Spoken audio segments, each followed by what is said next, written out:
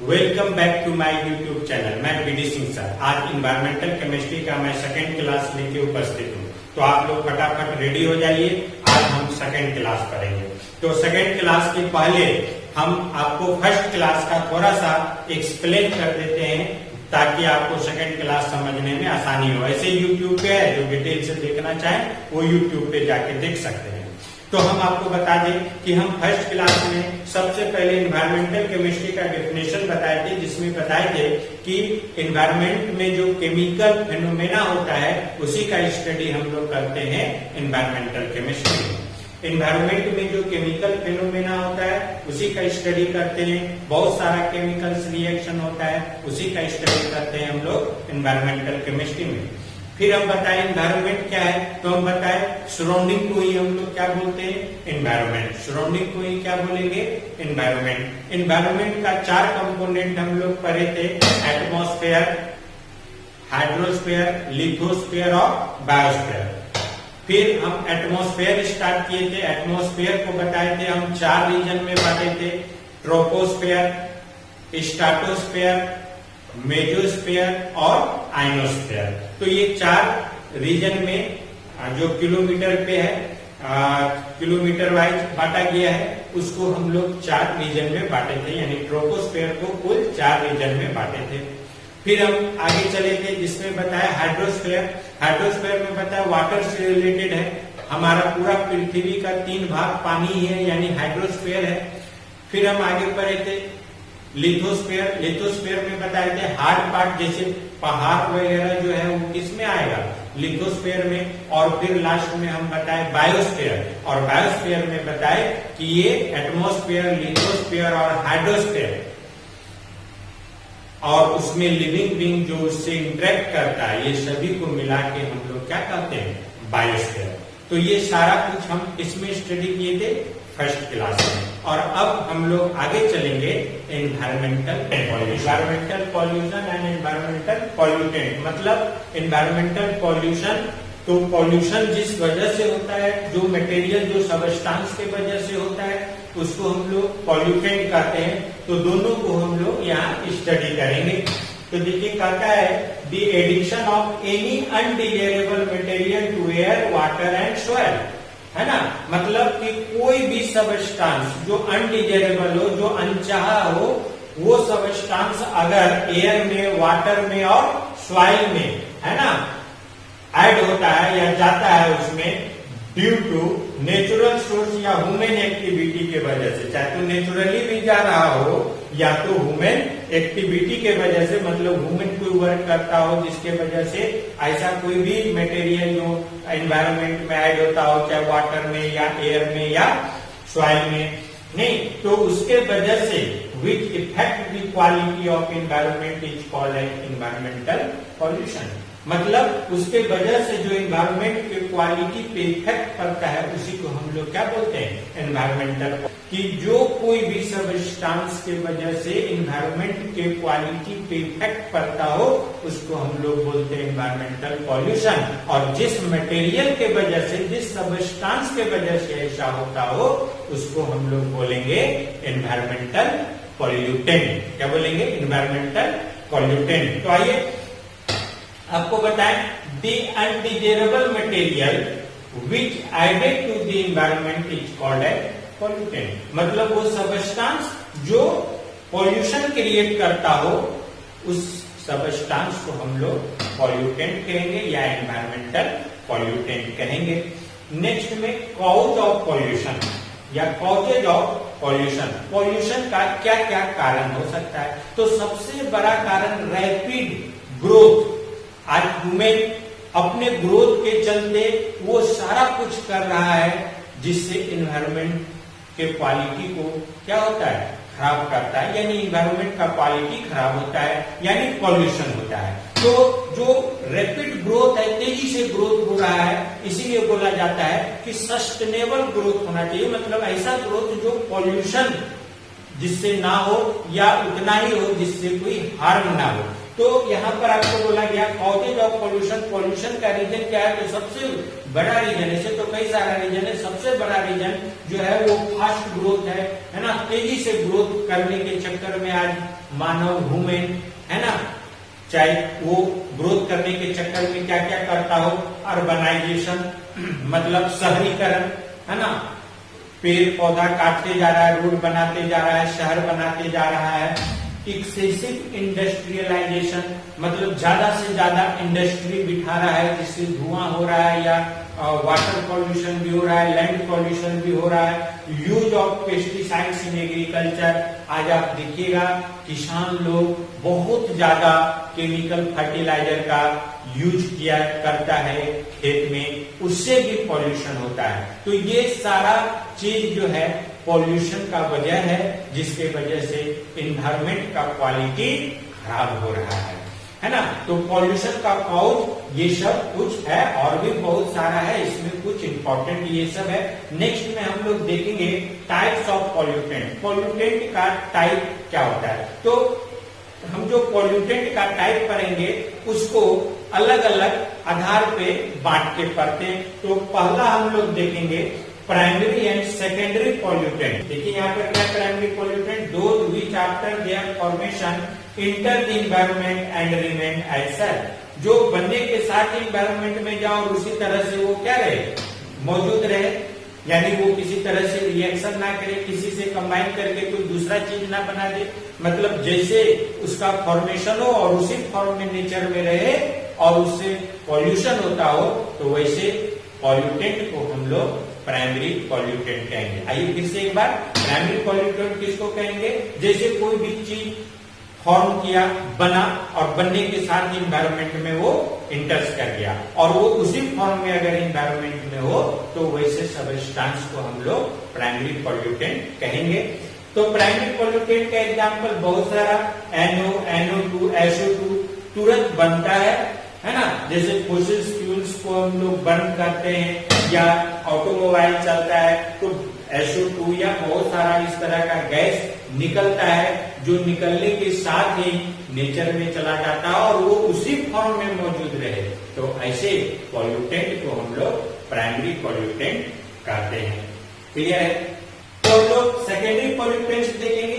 Secondary pollutant में क्या है कि जब दो प्राइमरी पॉल्यूटेंट आपस में रिएक्शन कर ले, कंबाइन कर ले और वो हार्मफुल इफेक्ट क्रिएट करे, हार्मफुल इफेक्ट हो उसका इन्वायरमेंट पे, तो वैसे सब्सटेंस को हम लोग सेकेंडरी पॉल्यूटेंट कहते हैं। सेकेंडरी पॉल्यूटेंट किसको बोला जाएगा, मतलब जब दो प्राइमरी पॉल्यूटेंट, जो प्राइमरी पॉल्यूटेंट्स क्या, जो फॉर्म करे और नेचर में आ जाए और उसी फॉर्म में रहे, और वो दो तरह का प्राइमरी पॉल्यूटेंट्स आपस में रिएक्शन करके एक नया सब्सटेंस बना दे, जिससे फिर इन्वायरमेंट में हार्मफुल इफेक्ट हो, ऐसे सब्सटेंस को हम लोग सेकेंडरी पॉल्यूटेंट कहते हैं। तो सेकेंडरी पॉल्यूटेंट्स में जैसे हाइड्रोकार्बन एक तरह का हो गया, एक ऑक्साइड ऑफ नाइट्रोजन, ये दोनों मान लेते हैं प्राइमरी पॉल्यूटेंट्स है। अब ये दोनों कंबाइन करेगा, है ना, रेडिएशन हीट के प्रेजेंस में, और कोई अलग कंपाउंड बना दे, चाहे जो कुछ भी, जो इन्वायरमेंट में हार्मफुल इफेक्ट डाले, वैसे कंपाउंड को भी हम लोग यहाँ पर क्या बोलेंगे, सेकेंडरी पॉल्यूटेंट्स। इस कंपाउंड को भी हम लोग क्या बोल देंगे, सेकेंडरी पॉल्यूटेंट्स। तो नेक्स्ट में हम लोग देखेंगे एक अलग तरह से अगर क्लासिफाई करें तो biodegradable and non biodegradable pollutants.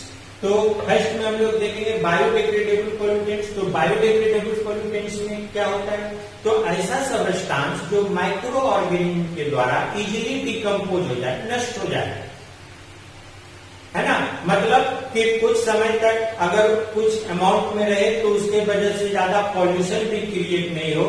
हाँ, जब एक्सेस अमाउंट में हो जाए तो उससे कुछ पॉल्यूशन क्रिएट हो सकता हो। मतलब ऐसा सब्सटेंस जो माइक्रो ऑर्गेनिज्म के द्वारा इजीली डिकम्पोज हो जाए, सड़ जाए, नष्ट हो जाए एनवायरमेंट में अपने आप, ऐसे सब्सटेंस को हम लोग कहते हैं बायोडिग्रेडेबल पॉल्यूटेंट्स। क्या बोलेंगे, बायोडिग्रेडेबल पॉल्यूटेंट्स। जैसे काउडंग, काउडंग का मतलब गोबर, गाय का गोबर, ये थोड़ा अमाउंट में रहे जिससे ज्यादा पॉल्यूशन भी नहीं होता और ये इजीली डिकम्पोज हो जाता है। तो ऐसे पॉल्यूटेंट्स को हम लोग बोलेंगे बायोडिग्रेडेबल पॉल्यूटेंट्स।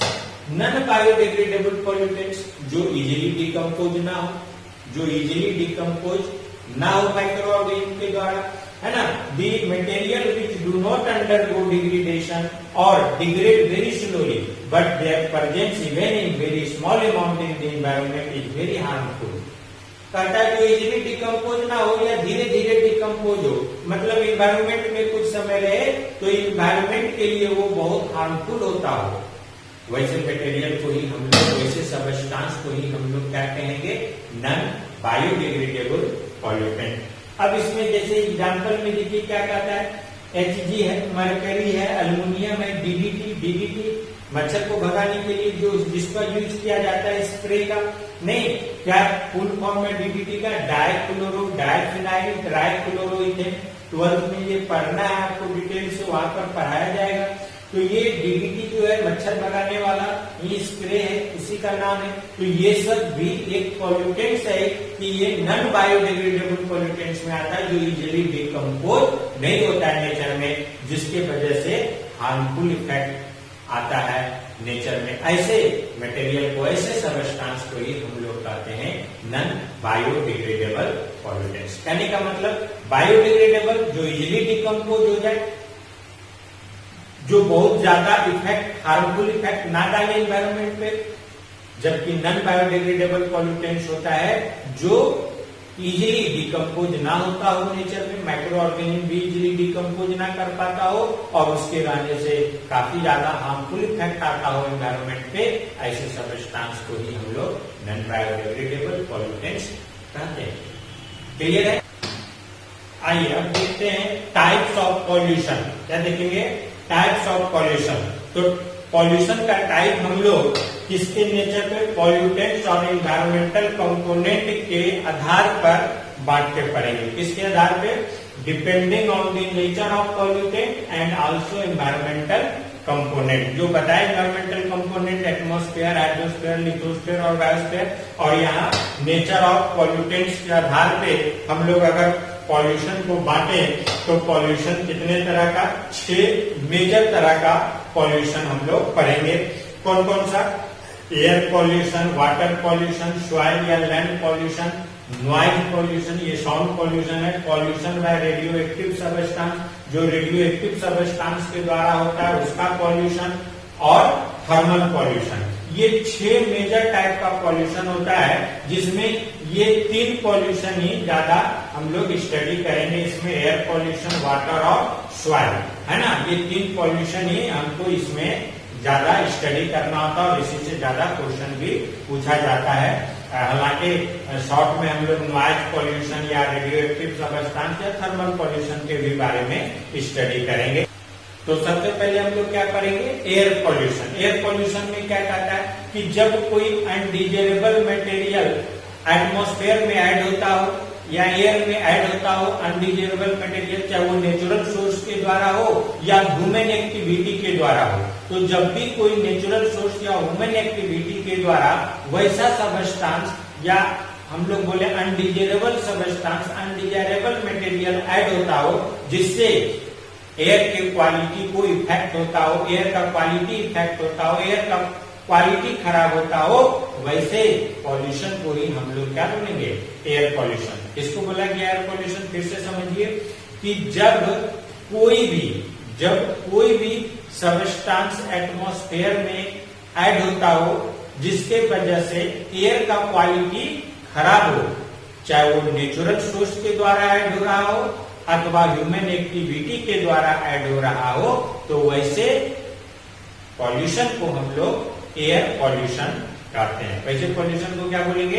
Air pollution. बहुत सिंपल है ना, कि एयर में जो सब्सटेंस ऐड होके एयर को जो है हार्मफुल इफेक्ट प्रोड्यूस करवाता हो, यानी एयर की क्वालिटी को खराब करता हो, वैसे पॉल्यूशन को हम लोग एयर पॉल्यूशन कहते हैं। आइए तो अब हम लोग देखेंगे कि एयर पॉल्यूशन को हम लोग एटमॉस्फेरिक पॉल्यूशन के नाम से भी पढ़ते हैं। एयर पॉल्यूशन को किससे हम लोग पढ़ेंगे? एटमॉस्फेरिक पॉल्यूशन के नाम से भी पढ़ेंगे।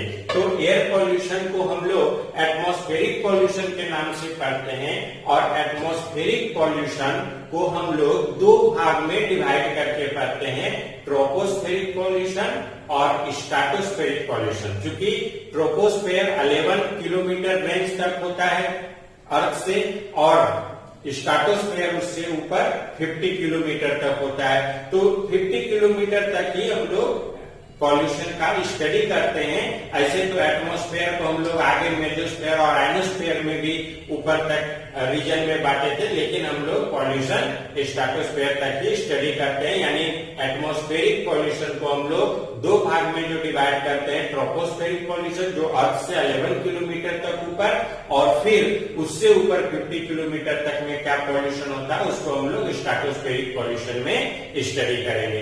तो यहाँ पर यही चीज आपको लिखाया गया है। तो ट्रोपोस्फेरिक पॉल्यूशन में जो पॉल्यूटेंट्स होता है वो जनरली या तो गैसियस पॉल्यूटेंट्स होगा अथवा पार्टिकुलेट मैटर, मतलब छोटा छोटा कण के रूप में पार्टिकुलेट पॉल्यूटेंट्स रहेगा।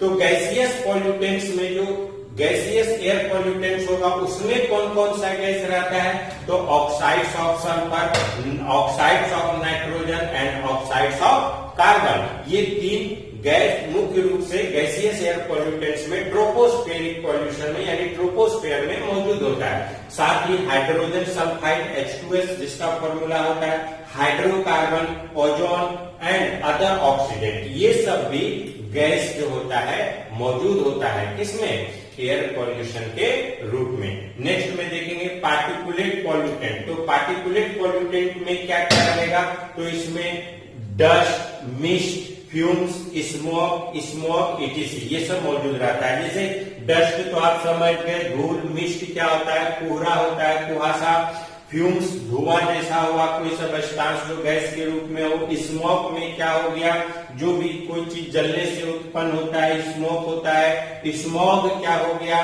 काला धुआं जैसा छा जाता है और उसी को हम लोग क्या बोलते हैं, स्मोक, कोई चीज जलने से और पॉल्यूशन मिलके काला काला हो जाता है धुआं, आगे हम लोग डिटेल से पढ़ेंगे उसको हम लोग क्या बोलेंगे, स्मोक। तो ये सब पार्टिकुलेट पॉल्यूटेंट्स में आएगा। तो हम लोग एयर पॉल्यूशन में एटमॉस्फेरिक पॉल्यूशन का स्टडी करते हैं और एटमॉस्फेरिक पॉल्यूशन को दो भाग में ट्रोपोस्फेरिक पॉल्यूशन और स्ट्रेटोस्फेरिक पॉल्यूशन में पढ़ते हैं, जिसमें ट्रोपोस्फेरिक पॉल्यूशन पढ़ रहे हैं। और ट्रोपोस्फेरिक पॉल्यूशन में हम लोग गैसियस एयर पॉल्यूटेंट के बारे में जाने कि कौन कौन सा गैसियस पॉल्यूटेंट्स ट्रोपोस्फेयर में मौजूद रहेगा, और फिर पार्टिकुलेट पॉल्यूटेंट्स के बारे में जाने कि पार्टिकुलेट पॉल्यूटेंट्स ट्रोपोस्फेयर में ही कौन कौन सा रहेगा। तो इससे आगे हम लोग आइए देखते हैं।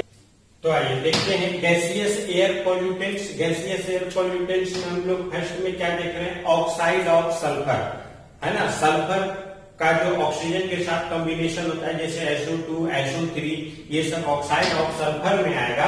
तो ऑक्साइड ऑफ सल्फर का हम लोग सबसे पहले देखते हैं सोर्स, ये उत्पन्न कहां से होता है। तो ये उत्पन्न कहां से होता है बच्चों, when sulphur containing fossil fuel is burn, मतलब ऐसा फॉसिल फ्यूल, ऐसा जो भी सबस्टांस है, जैसे जो भी फॉसिल फ्यूल है जो धरती में दबा हुआ रहता है जिसमें सल्फर मौजूद हो, उसको जलाने से SO2, SO3 नेचर में या एटमॉस्फेयर में ऐड होता है। तो फॉसिल फ्यूल जिसमें सल्फर स्पीसीज या सल्फर मौजूद हो या सल्फर कंटेनिंग कोई भी स्पीसीज मौजूद हो, उसको जलाने से SO2, SO3 टाइप का गैस एयर में एटमॉस्फेयर में आता है। तो यहाँ से मोस्ट कॉमन स्पीसीज SO2, तो सल्फर ऑक्साइड में सबसे कॉमन स्पीसीज जो है वो SO2 है।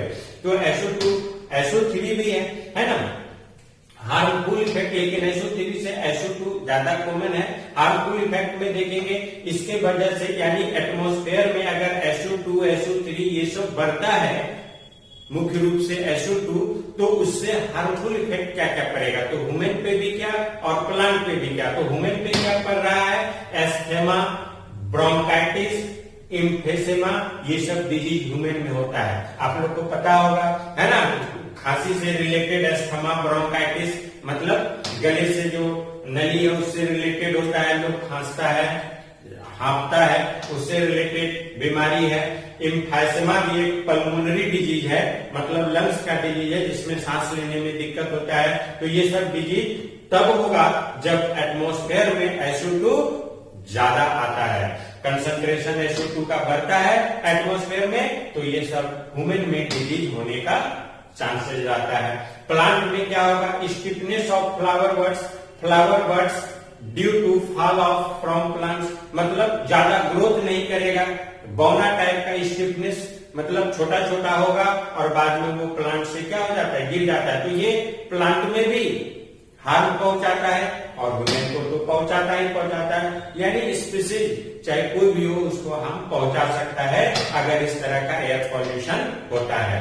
नेक्स्ट में हम लोग देखेंगे ऑक्साइड ऑफ नाइट्रोजन। तो ऑक्साइड ऑफ नाइट्रोजन में आप देखिए इसका सोर्स क्या है, तो ये कहां कहां से नेचर में आ सकता है। तो when fossil fuel is burn in an automobile engine at high temperature, जब कोई ऑटोमोबाइल इंजन में जैसे जो है बाइक कार ये सब में जो आपको जलता है ईंधन, उससे जलने से नाइट्रोजन कंटेनिंग स्पीसीज एटमॉस्फेयर में ऐड होता है ना, हाई टेम्परेचर पे जब जलता है। और भी कैसे ऐड होगा, तो आपको पता है, बताए भी थे कि एयर में नाइट्रोजन ऑक्सीजन का गैसियस मिक्सचर होता है। नाइट्रोजन ऑक्सीजन सेल्फ तो आपस में अपने आप रिएक्शन नहीं करता है, लेकिन लाइटनिंग जब होता है, बिजली चमकता है, हाई टेम्परेचर पे नाइट्रोजन ऑक्सीजन एटमॉस्फेयर का ही आपस में रिएक्ट कर सकता है और रिएक्ट करके वो नाइट्रोजन और ऑक्सीजन नाइट्रोजन ऑक्साइड बना सकता है। तो इस तरह का गैस अपने आप भी नेचर में ऐड हो सकता है, बन सकता है। जबकि इसका नाइट्रोजन ऑक्साइड का मोस्ट कॉमन स्पीसीज जो है NO, NO2, NO3। तो हम कैसे बताएं, जब आप जानेंगे कि NO या NO2, NO3 ये सब ऑटोमोबाइल यानी जो भी इंजन वाला चीज में आपका जलता है ईंधन, उससे ऑक्साइड ऑफ नाइट्रोजन ऐड होता है, या नाइट्रोजन ऑक्सीजन सेल्फ रिएक्शन करके हाई टेम्परेचर पे भी एटमॉस्फेयर में ऐड हो जाता है और जिससे पॉल्यूशन क्रिएट होता है। तो ये पॉल्यूशन से भी अब हम लोग देखेंगे इससे हार्मफुल इफेक्ट क्या होगा एनिमल और प्लांट में। तो उससे क्या होगा, इससे क्या होगा हार्मफुल इफेक्ट में ह्यूमन में irritant red has in the traffic and congested places, मतलब इरिटेंट होता है आईज में, आंख में, है ना। तो या कई जगह बॉडी में क्या हो जाता है, लाल लाल चट्टा बन जाता है। तो ये सब जो आपको ह्यूमन में होगा, रिस्पिरेटरी डिजीज इन चिल्ड्रन में सांस लेने का जो मतलब सांस लेने में दिक्कत होता है, या रिस्पिरेटरी डिजीज रिस्पिरेशन से रिलेटेड कई तरह का डिजीज होने का खतरा रहता है बच्चों में। नाइट्रोजन ऑक्साइड जब ज्यादा होगा, प्लांट में क्या होगा, इससे damage the leaves of plant and decreases the rate of photosynthesis, मतलब प्लांट के लीव्स को, पत्ते को डैमेज करता है और फोटोसिंथेसिस को डिक्रीज करता है। फोटोसिंथेसिस प्रकाश संश्लेषण जानते होंगे, जिससे पेड़ पौधा अपना भोजन बनाता है। तो हरा पत्ती नहीं रहेगा तो पेड़ पौधा भोजन बनाने में उसको परेशानी होगी, तो वो लीव्स जब गिरेगा तो फोटोसिंथेसिस ऑटोमेटिकली डिक्रीज करेगा। तो ये सब था ऑक्साइड ऑफ नाइट्रोजन से रिलेटेड हार्मफुल इफेक्ट। अब हम लोग नेक्स्ट में देखेंगे हाइड्रोकार्बन। तो हाइड्रोकार्बन में हम लोग देखेंगे ये प्रोड्यूस कहां से होता है, तो इनकम्प्लीट कंबस्टन ऑफ फ्यूल के इनकम्प्लीट कंबस्टन से, ईंधन के इनकम्प्लीट, कभी कभी ऐसा ईंधन होता है और ऐसे इंजन में कंबस्टन करता है, जलता है, जो कंप्लीट कंबस्टन नहीं हो पाता, तो उससे कई तरह का हाइड्रोकार्बन क्या होता है, प्रोड्यूस होता है ना। तो कई सारा ऑटोमोबाइल का इंजन जब इनकम्प्लीट कंबस्टन करता है यानी कंप्लीट कंबस्टन नहीं कर पाता है, तो उससे हाइड्रोकार्बन निकलता है और वो नेचर में यानी एटमॉस्फेयर में चल जाता है। तो उसका हार्मफुल इफेक्ट ह्यूमन पे क्या होगा, कार्सिनोजेनिक होता है। कार्सिनोजेनिक का मतलब जिससे कैंसर हो सकता है ना, दे कॉज कैंसर। इसको जब इनहेल करेगा एटमॉस्फेयर में एयर के साथ कोई भी ह्यूमन, तो उससे कैंसर होने का खतरा रहता है। तो फिर प्लांट में क्या होता है, they harm plant by causing ageing. ये जो है प्लांट को ज्यादा जल्दी क्या कर देता है, एज बढ़ा देता है, यानी बूढ़े की तरफ लेके चला जाता है, यानी एजिंग कर देता है, जिसके वजह से उसका प्लांट का टिश्यू डैमेज हो जाता है। तो ये प्लांट में इसका इफेक्ट होता है हाइड्रोकार्बन का। नेक्स्ट में हम लोग देखेंगे ऑक्साइड्स ऑफ कार्बन का। तो ऑक्साइड्स ऑफ कार्बन में कॉमन जो सबसे कंपाउंड है वो क्या होता है, कार्बन मोनोऑक्साइड, जिसको हम लोग CO फॉर्मूला में जानते हैं कार्बन मोनोऑक्साइड का। तो ये प्रोड्यूस कहां से होता है, तो incomplete combustion of hydrocarbon. Hydrocarbon के इनकम्प्लीट कंबस्टन से भी CO निकलता है। जैसे देखिए मीथेन ऑक्सीजन के साथ ये जलेगा और CO प्रोड्यूस हो रहा है। जब कंप्लीट नहीं जलता है, इनकम्प्लीट कंबस्टन होता है, तो CO ज्यादा मात्रा में जनरेट होता है और एटमॉस्फेयर में ऐड होता है। नेक्स्ट में फॉरेस्ट फायर, आप सुनते होंगे जंगल में आग लग जाता है, तो जंगल में आग लगने से भी CO यानी कार्बन मोनोऑक्साइड जनरेट होता है। एग्रीकल्चर वेस्ट बर्निंग, मतलब जो भी एग्रीकल्चर वेस्ट है, जैसे पुआल है ना, या इस तरह का और भी बहुत सारा कुछ किसान लोग खेत में ही आग लगा देता है बहुत सारे चीज में, तो उसका जो बर्निंग होता है उससे भी कार्बन मोनोऑक्साइड क्या होता है, जनरेट होता है। फ्रॉम ओशंस, समुद्र से भी कई तरह से कार्बन मोनोऑक्साइड नेचर में एटमॉस्फेयर में जाता है। And many vehicles of poor maintain, बहुत सारा ऐसा गाड़ी है जिसका समय समय पे मेंटेन नहीं होता है, मतलब सर्विसिंग ना हो, अच्छा से सारा चीज उसका इंस्ट्रूमेंट वर्क ना करे, तो उससे भी कार्बन मोनोऑक्साइड ज्यादा जनरेट होता है और जिससे कार्बन मोनोऑक्साइड का मात्रा एटमॉस्फेयर में बढ़ जाता है। तो ये सब आपका तक क्या था, कार्बन मोनोऑक्साइड का प्रोडक्शन, प्रोड्यूस, यानी ये कैसे एटमॉस्फेयर में, कहां से एटमॉस्फेयर में आता है। अब आगे हम लोग देखेंगे। आइए, जैसे देखिए, large amount of CO are added in the atmosphere but the level of CO does not rise too much due to CO is converted in CO2 by the microorganism which is present in the soil। तो ये जो microorganism या bacteria जो soil में मौजूद रहता है, वो CO को CO2 में चेंज कर देता है। इस वजह से लार्ज अमाउंट में कार्बन मोनोऑक्साइड ऐड होने के बावजूद भी नेचर में उसका लेवल नहीं इंक्रीज करता है, क्योंकि CO को CO2 में चेंज कर देता है माइक्रो ऑर्गेनिज्म, बैक्टीरिया मेनली रूप से जो बैक्टीरिया सॉइल में पाया जाता है। तो वो सॉइल वाला बैक्टीरिया CO को CO2 में चेंज करता है और इसीलिए हम लोग इस टर्म को बोलते हैं सिंक ऑफ CO, मतलब CO ऐड होने के बावजूद भी लार्ज अमाउंट में इसका कंसंट्रेशन इंक्रीज नहीं करता है, क्योंकि ये CO2 में चेंज हो जाता है। नेक्स्ट में देखिए हार्मफुल इफेक्ट ऑफ CO का हार्मफुल इफेक्ट क्या क्या है, तो highly poisonous to living being, ये लिविंग बीइंग के लिए बहुत ही ज्यादा पॉइजनस का काम करता है। कैसे, तो आपको पता होगा कि कार्बन मोनोऑक्साइड जो होता है, इसका binding capacity, binding ability blood के हीमोग्लोबिन से 300 गुना ज्यादा होता है ऑक्सीजन से। इसीलिए जब इसका कंसंट्रेशन ज्यादा होता है एटमॉस्फेयर में, ट्रोपोस्फेयर में, तो ह्यूमन के ब्लड से ये कंबाइन कर लेता है, जिसके वजह से ऑक्सीजन कंबाइन नहीं कर पाता, और हीमोग्लोबिन आपको पता है कि वो ऑक्सीजन को कंबाइन करके बॉडी में सर्कुलेट करता है। तो जब ऑक्सीजन हीमोग्लोबिन से कंबाइन ना करके कार्बन मोनोऑक्साइड से कंबाइन कर लेगा, तो ऑक्सीजन का बॉडी में कमी आएगी, जिसके वजह से वुमेन को ऑक्सीजन की डिफिशियंसी हो जाता है और इसके वजह से कई तरह का डिजीज होता है, बाद में डेथ भी कर सकता है।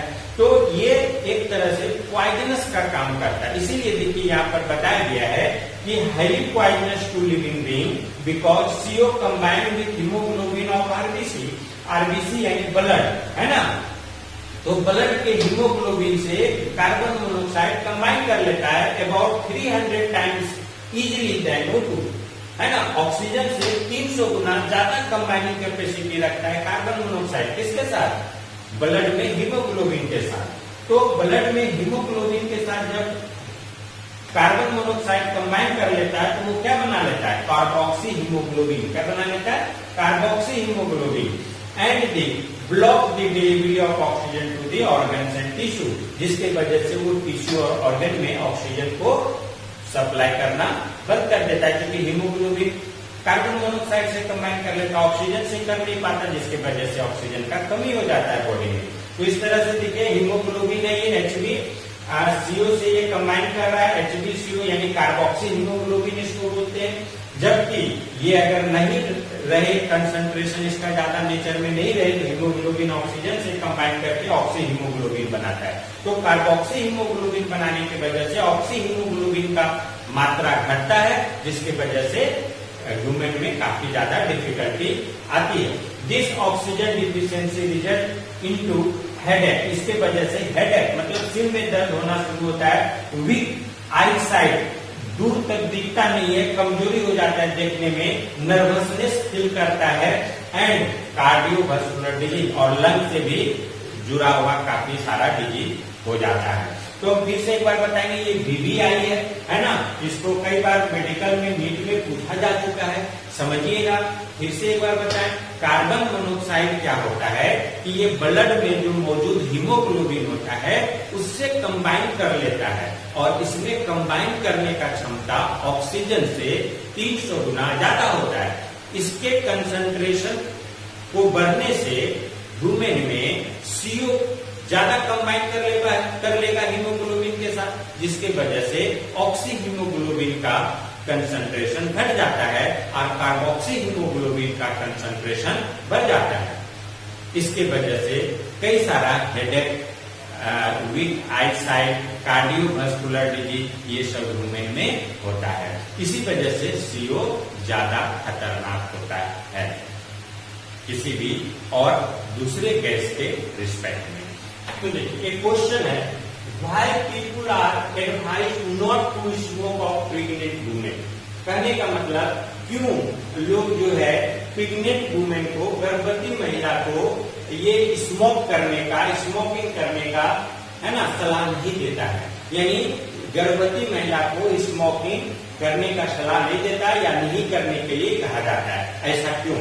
फिर से समझिएगा, क्वेश्चन क्या पूछा गया, कार्बन मोनोऑक्साइड से रिलेटेड है कि कोई भी गर्भवती महिला को स्मोकिंग करने के लिए क्यों नहीं दिया जाता है या क्यों कहा जाता है कि नहीं कीजिए।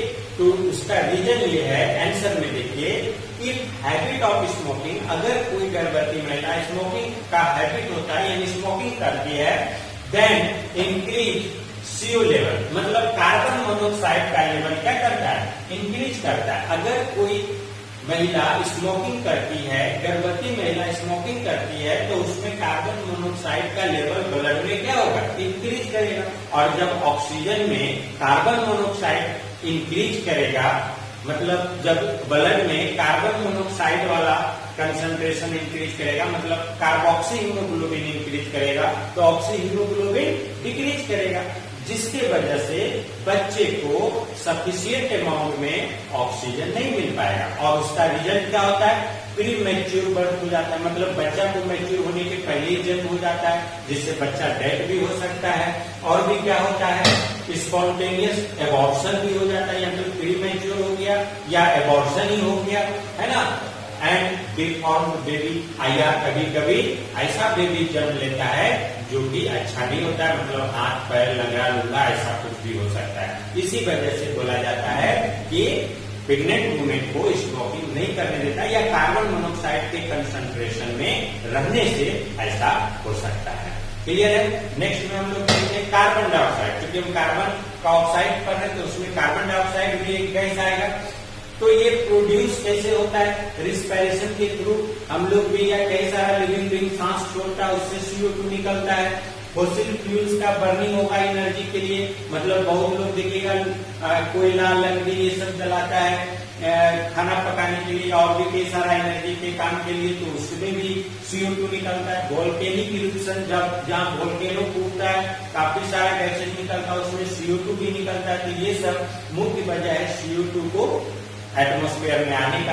नेक्स्ट में देखिएगा, if green plant remove then concentration of CO2 level increase. अगर हरा प्लांट को हम लोग नेचर से हटा देते हैं तो CO2 का लेवल नेचर में इंक्रीज करेगा, एटमॉस्फेयर में इंक्रीज करेगा। क्यों ऐसा होगा, आपको पता है कि फोटोसिंथेसिस जब प्लांट करता है तो CO2 को क्या करता है, कंज्यूम करता है। तो CO2 को कंज्यूम करता है तो CO2 का लेवल डिक्रीज करता है एटमॉस्फेयर से। अगर ग्रीन प्लांट को नेचर से एटमॉस्फेयर से हटा दिया जाए तो क्या होगा, तो CO2 कंज्यूम नहीं करेगा, फोटोसिंथेसिस घट जाएगा, जिसके वजह से CO2 का लेवल नेचर में एटमॉस्फेयर में बढ़ जाएगा।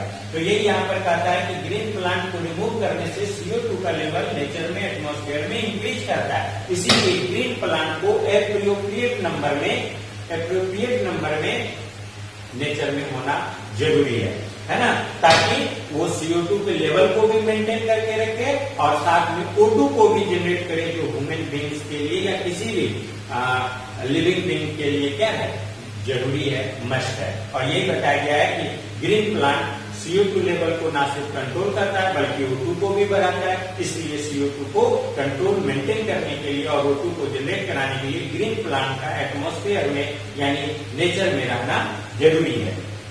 Concentration of CO2 increases responsible for global warming. आपको पता होगा ग्लोबल वार्मिंग एक एनवायरमेंटल इशू है, जस्ट हम लोग आगे पढ़ेंगे, है ना। तो ये CO2 उसका मेन गैस है जिसके वजह से ग्लोबल वार्मिंग होता है। ग्लोबल वार्मिंग क्या है जस्ट हम लोग आगे पढ़ेंगे। It is major contributor of greenhouse gas. Greenhouse gas में कुछ गैस होता है जिसमें CO2 का परसेंटेज सबसे ज्यादा होता है। इसी वजह से CO2 भी एक गैस है जो एयर पॉल्यूशन के लिए रिस्पॉन्सिबल होता है। तो इसके बाद जो हम लोग स्टडी करेंगे वो एयर पॉल्यूशन की वजह से जो कुछ ग्लोबल इश्यूज है, जैसे आप acid rain, global warming, ozone depletion, ये काफी इंपॉर्टेंट है जो कि हम नेक्स्ट क्लास में लेक्चर 3 में आपको बताने वाले हैं। तो ये आप उसको छोड़ेंगे नहीं, जस्ट हम तीसरा वीडियो भी डालने वाले हैं। तो ये काफी ज्यादा इंपॉर्टेंट होगा क्योंकि आप लोग बहुत सुनते होंगे ग्लोबल वार्मिंग हो रहा है, ओजोन डिप्लेशन हो रहा है, इस तरह से एनवायरमेंट चेंज कर रहा है। ये सारा चीज अब हम लोग नेक्स्ट में डालेंगे। तो ये सब गैस हम लोग देखें। तो यहाँ तक क्या समझ में आया, कैसा आया? अगर आपको कुछ इसमें बताना हो, अच्छा लगे तो भी और खराब लगे तो भी आप कमेंट करके बता सकते हैं। और वीडियो को आप इतने अच्छे से वॉच करने के लिए थैंक यू। और आप लोग इसी तरह से जैसे फर्स्ट वीडियो को आप लोग लाइक किए, इसी तरह से आप लोग इसको व्यू करेंगे तो हमको पता चलेगा कि आप सारे स्टूडेंट पढ़ रहे हैं। जिनको अच्छा लगे वो भी कमेंट करें, जिनको कुछ बुरा लगे वो भी कमेंट करें, ताकि अगले वीडियो हम और अच्छा से बना सकें। ठीक है, थैंक यू।